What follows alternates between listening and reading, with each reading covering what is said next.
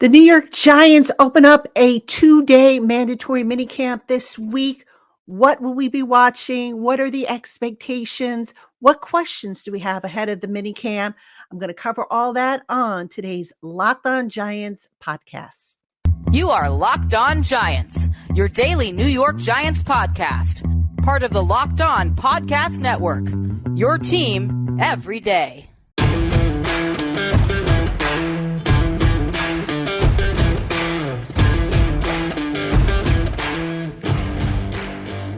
Hello, everybody. Welcome to another edition of the Locked On Giants podcast, part of the Locked On Podcast family, your team every day. I'm your host, Patricia Traina. Happy to have you with us. As always, it's a brand new week, so happy Monday to everybody.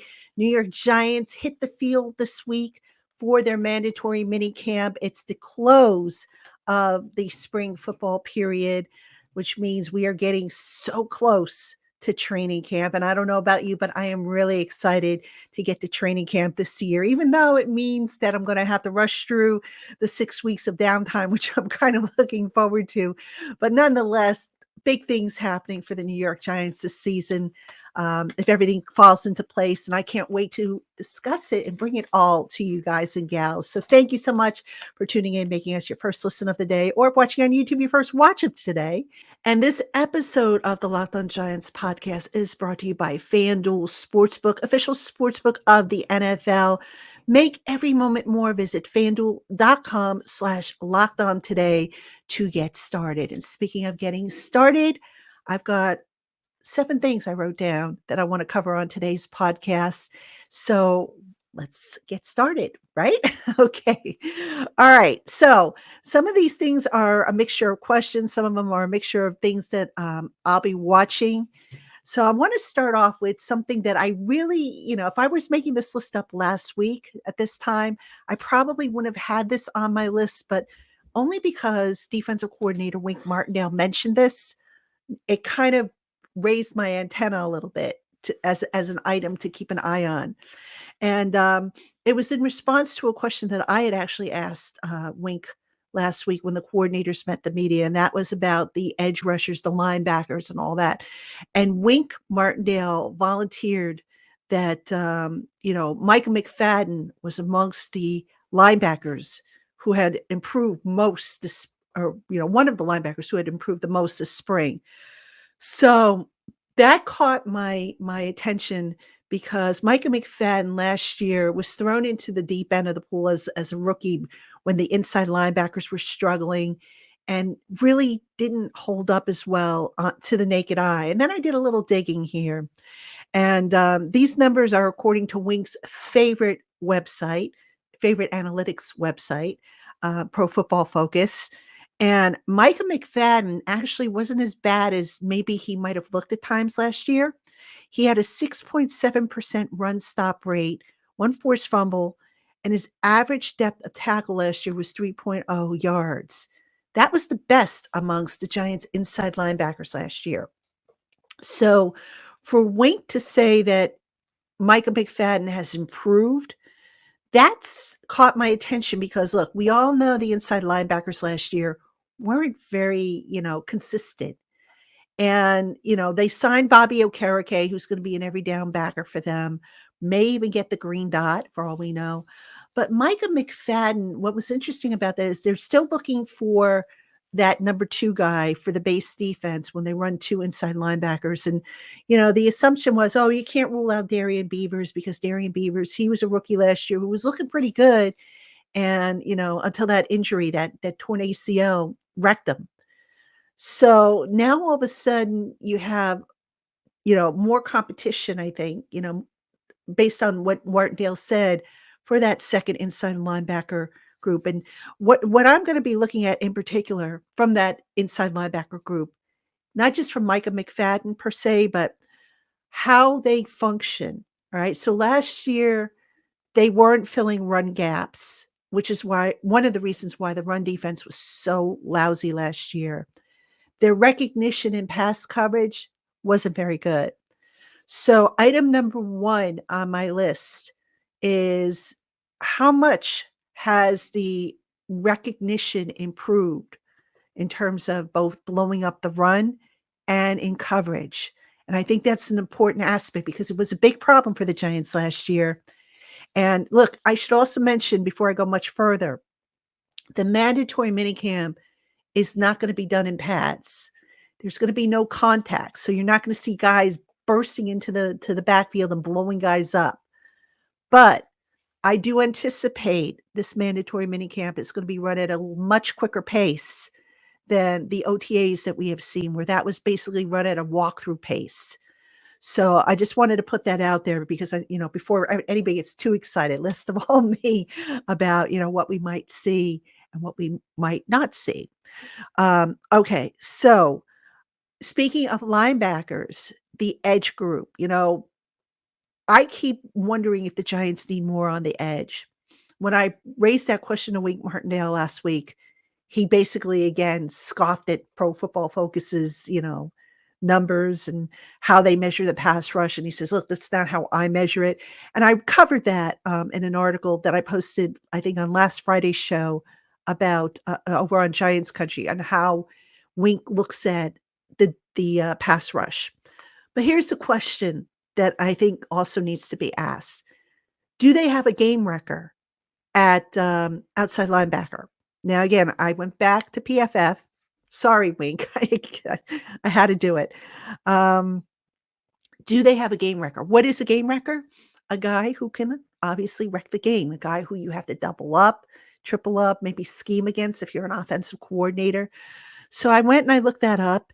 And just real quick, Azeez Ojulari in limited snaps last year because he was injured. He had a 10.7% pass rush win rate, which was the best of the outside linebackers. Not far behind him was Kayvon Thibodeau with a 9.7% pass rush win rate. Thibodeau had 45 total pressures. He was followed by Jihad Ward, who had 24. Azeez had 20. And Thibodeau was actually ranked 39th amongst 126 pass rushers who had at least 100 pass rush snaps. That's in terms of total pressures. So it looks like the Giants potentially do have a game record in Thibodeau, who, of course, has spoken about finishing some of his rushes a little bit better, using his strength more to his advantage, and just, making more plays for the team. And, I still think that the duo of Thibodeau and Ojulari, I still think that duo is going to be pretty good, if they could stay on the field together and start, wrecking things a little bit more. So, do they have, are they a Nick Bosa type of pass rush wrecker right now? No. But do they have the potential to get there? Yes, absolutely. All right. Item number 2 on the list is the defensive backfield.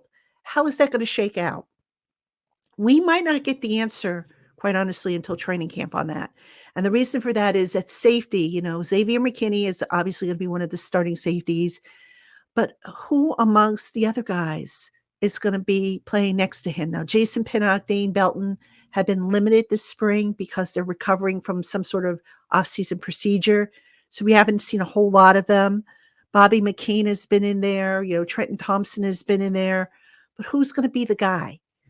And so it'll be interesting to see if maybe Pinnock and Belton are a little further along to where they maybe get some more snaps. I don't know. Maybe they will. Maybe they won't.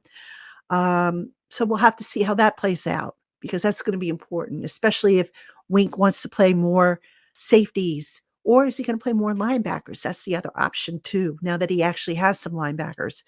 Cornerback, while we're on the topic of defensive backfield, who's going to be in the slot, or will they run a committee? They might just run a committee, which I think might make sense. Maybe you put a bigger guy like Aaron Robinson in there in the slot against bigger, more physical receivers. Maybe you put a smaller guy like Darnay Holmes if you need somebody who's quick. Maybe you put Cordell Flott in there in certain circumstances. So I have a feeling that the slot cornerback position might end up being a committee. And do they have enough guys for the slot? They certainly do. They have enough guys who can come down and play in that slot. So it's going to be interesting to see how they might play it out. Now, again, we probably won't get any final answers in this mandatory minicamp, but we will get an idea of what the coaches are potentially thinking of when it comes to this particular position, which is very important, by the way. So we'll see how that plays out. All right, coming up, I've got a few more for you. But first, ladies and gentlemen, I've got to tell you about our friends at FanDuel. With FanDuel, America's number one sports book, you can get in on all the sports action. And right now, FanDuel is giving new customers a no sweat first bet up to $2,500 back in bonus bets if their first bet doesn't win. Just go to fanduel.com/lockedon and sign up today to claim your no sweat first bet. FanDuel offers great promotions, a safe and secure app to set your bets, and instant payouts. So make every moment more with FanDuel, the official sports betting partner of the NFL. All right, you got Patricia Traina here on the Locked On Giants podcast, and I'm previewing for you mandatory minicamp. It gets underway on Tuesday, runs Wednesday. Thursday's a team building activity, which is not open to the media, but Tuesday and Wednesday are open to the media. And my plan, of course, is to be there. And as I try to do with the OTAs, as soon as I get back from the mandatory minicamp practice days, I will sit down and record a podcast for you with my observations, takeaways, all the good stuff. So that's what's ahead on the show. And also, I just want a quick mention.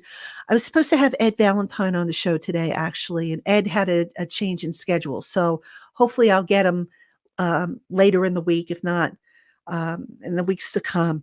So apologies for that. For those of you who are expecting to see Ed Valentine on the show with me, sometimes stuff comes up and we have to change around our schedules. So hopefully, I'm doing a good enough job, for those of you who are expecting the banter between Ed and I. So, all right, let's get back to our mandatory minicamp preview. Now, on one of the days, I think on Tuesday, I'm not sure if it's going to be Tuesday and Wednesday, but I think it's Tuesday, we are going to hear from assistant GM Brandon Brown. And why is that important? Well, because everybody's going to want to know what's the latest with Saquon Barkley, who remains unsigned, doesn't want to sign that franchise tag. How close are they to a new deal? Are they talking? More importantly, that's the most important thing. So I don't anticipate that Brandon Brown will shed much light on the situation. I do think, however, the questions need to be asked, and they will be asked as to where things are with Saquon. The important thing is, has there been conversations? Now, a few weeks ago, I had heard that there wasn't much chatter going on. That has since, not been the case. There has been some conversation. To what degree, I don't know. But look, that July 17th deadline is coming up, and it'll be here before we know it, because we all know how time flies, right? So those two sides, they need to get talking and really get talking. And to what degree they've been talking, I don't know the answer to that, but they have, from what I've heard, had some, they've checked in with each other, the two sides. So where they're at, I don't know, but obviously they don't have a deal in place, because Saquon is not expected to be at the mandatory minicamp. And he can't be, like I said, because until he signs that franchise tag or a long-term deal, he can't show up and take part in these workouts with his teammates. So hopefully they get that resolved. But that's going to be a key question on everybody's mind. And I guarantee you that's going to be asked of Brandon Brown when he speaks to the media. I can also pretty much guarantee you that he's probably not going to tell us a whole lot as to what's going on there, because, if there's really nothing to talk about until there's a deal, what is there to talk about? You can't go and negotiate through the media. So I don't anticipate Brandon Brown really giving us much of anything there. So on the let's move on then. Let's talk about other things that I'll be watching at the mandatory minicamp. The D-line rotation. All right, so we know the starters: Dexter Lawrence, Leonard Williams. That's a given. But how's the rest of the D-line going to shape up? because I don't anticipate Dexter and Leonard playing the percentage of snaps that they have played the last couple of years, which has been borderline crazy. We're talking 85% or better. Can't do that with these guys. Otherwise, you're going to wear them down to a nub. So who's going to be in there? Is it going to be Raheem Nunes Roches? Is it going to be the rookie Jordan Riley? Is DJ Davidson going to be good, well enough from that ACL? Is he going to be ready to go? I know Ashawn Robinson has been rehabbing from something because I haven't seen him practice much in the spring, but he should be good to go for training camp. So how's that rotation going to shape up? Where's Ryder Anderson going to fit in? Ryder Anderson, I think one of the underrated guys, a guy who I think is going to have a little bit bigger role than maybe what he had last year because the coaches really liked what they saw from Ryder Anderson. So that's going to be something to keep an eye on, obviously. And by the way, Ryder Anderson's a guy that I hope to get to defensive line coach Andre Patterson to ask about. The assistant coaches, by the way, are speaking to the media this week. So we should be getting plenty of stuff there as well. So that D-line rotation, how is that going to shape up? That's going to be important as well. And speaking of line rotations, offensive line. Now, when I asked Mike Kafka about it, predictably, he said, we've got to put the pads on. We got to get to training camp. It's too soon to say how this is going to work. But we can certainly keep an eye on how these guys line up in the spring. So if, for example, we've been seeing a rotation at left guard, Ben Bredesen's played it. Shane Lemieux has been in there a few times. When he's healthy, Josh Azudu will be in there once he's given the green light. So how is that going to play out? Meanwhile, over on the right side, is that job firmly Mark Lewinsky's, or might he end up rotating with, say, Marcus McKeithen or Jack Anderson or somebody else that's on, that's going to vie for competition? The two guard spots, in my opinion, just not settled. We know left guard isn't. I'm not so sure that right guard is settled, even though Lewinsky's got guaranteed money and everything like that. Brian Dable has shown time and time again that it doesn't matter how much you're making. It doesn't matter where you were drafted or anything like that. The best guys are going to play. So I would not be stunned to see a rotation of guys at left guard and right guard because, look, they've upgraded at center with John Michael Schmitz, who, by the way, will probably, split snaps, I would think, with J.C. Hassenauer. You might see Bredesen in there as well.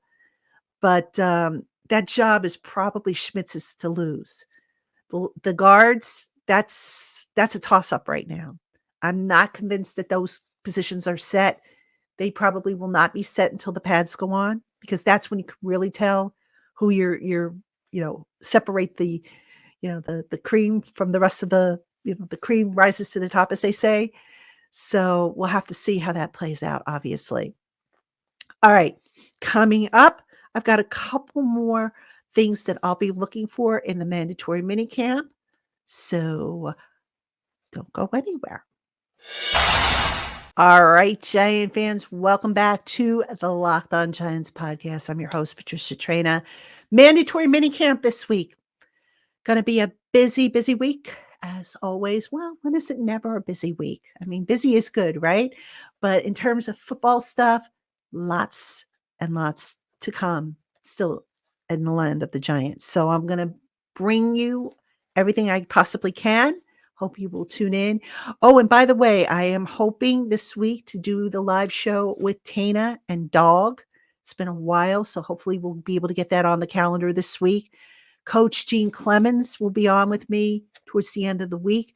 We're going to kind of do a wrap-up program, what questions still remain, what are our anticipations for training camp and that sort of stuff. So we've got plenty of programming coming up. And also I want to thank those of you who have given me feedback regarding what you would like to see as far as frequency of shows here on Locked On Giants podcast. A lot of you have been encouraging me to take some time off where, next week I can theoretically go into a summer schedule where I'm only publishing Monday, Wednesday, Friday, or I can continue going 5 days a week. A lot of you said, look, Pat, you've been working so hard, take some time off. So you know what? I'm going to just play it by ear. I'll keep you posted on what I do, but I'm going to play it by ear because there might be some weeks where I just do 3. There might be some weeks where I do 5. There might be some weeks where I do 4 and just make it a long weekend, but I'll keep you posted. Either way, I'm not going to go anywhere. So I'll still be here. So thank y'all again for tuning in, and a special shout out to my everydayers, to my new people, and everybody in between. Love you guys, and I appreciate you for tuning in and making this podcast what it is, because without you, there is no Locked On Giants podcast, and there's no me. So, all right, got a couple more items on my list of things for my minicamp preview. This is one I probably should have started the show off with, but this is a big one, and that's wide receiver deployment. Now, I mentioned in one of the OTA reports how I started seeing things as far as formations that I had never seen before. One of which was I saw a formation where Darius Slayton, who's been primarily an outside receiver, flipped into the slot during pre-snap motion. So, it's interesting because a lot of people will say that a wide receiver group kind of resembles a basketball team. You need to have a variety of different skills so that you can do more. And the Giants apparently have that. They apparently have a nice variety of receivers where they can move guys around and come up with what I would call some unconventional looks. So how are these guys going to be deployed? Already this spring we have seen more pre-snap motion. We didn't really see it as much last year as I thought we would, maybe because, everybody was learning the offense, which is very complicated, by the way. So maybe everybody was just kind of getting their feet wet. I do think moving forward, we're going to see more pre-snap motion when we get to the summer, preseason, and regular season. I mean, it would behoove them to do that because it will confuse people, obviously, when they're trying to cover everybody. So I just think that, the Giants, Mike Kafka is very creative, and he's got some things up his sleeve. Let's put it that way. And I mentioned, like I said, the Darius Slayton thing. There's been some others, and I'm going to take careful notes on that to see if I can, spot anything that I can report back to you regarding how they're deploying these receivers. But that's of interest to me because when you've got that many receivers, you better have a plan for how you're going to use them. And I think they do have a plan, and it's going to be a wicked plan. So those opponents trying to cover this team, good luck. If the plan, of course, plays out the way I think it's going to play out. All right. One final thing that I'm curious to see is going to be the tempo. Now, I've mentioned that the OTAs have been run at almost a walkthrough type tempo, very slow, half pace. And it's an opportunity, obviously, for the players to integrate, the returning players along with the new players, get used to each other, get used to the complexity of the offense and the defense, and just kind of blend together. So that said, is the mandatory minicamp going to be run at a faster tempo? Because at some point they do need to pick up the tempo. Brian Dable, when he was talking about the OTAs, he called it a passing camp, a teaching camp. They've been teaching all spring long. It's now going to be the final test for these guys, or not the final test, but is it going to be a quiz for these guys to show just how far they've come along, is what I'm getting at. So will the tempo be faster? And how will they do with the tempo? That's going to be interesting to see. Will there be a lot of mistakes? Will they be crisp? So that's going to be something to keep an eye on, as well as how is this mandatory minicamp going to vary from last year's? Again, last year, everybody was learning the system. It was a brand new system. Guys were working a little slower. Now you have the majority of the guys returning. They should be a lot quicker, a lot more fluid in the system. And it's going to be a good one, I think, and look, again, it's padless, no contact, but once the pads go on in summer, it's going to be fun to watch the offense and the defense try to outsmart each other. So that's going to be like a really fun thing. If you're coming to training camp, that's something you're going to definitely want to keep an eye on. So So yeah, those are some of the things that I'll be watching. Now, also, I'll be looking to see if anybody jumps out that maybe I haven't covered in my OTA reports or here on the podcast. Only so much you can tell with these guys, in pads and shorts and whatnot, but you can get certain glimpses. So I will bring it all to you as soon as I can. Like I said, every day after I get home and I get back here in the studio, I'll be able to talk to you about what I saw, what happened. So I hope you'll tune in to the Locked On Giants podcast. That's going to do it for me for today. Thank you so much for tuning in, making us your first listen of the day, or watching on YouTube your first watch of the day. We will see you tomorrow, Giant fans.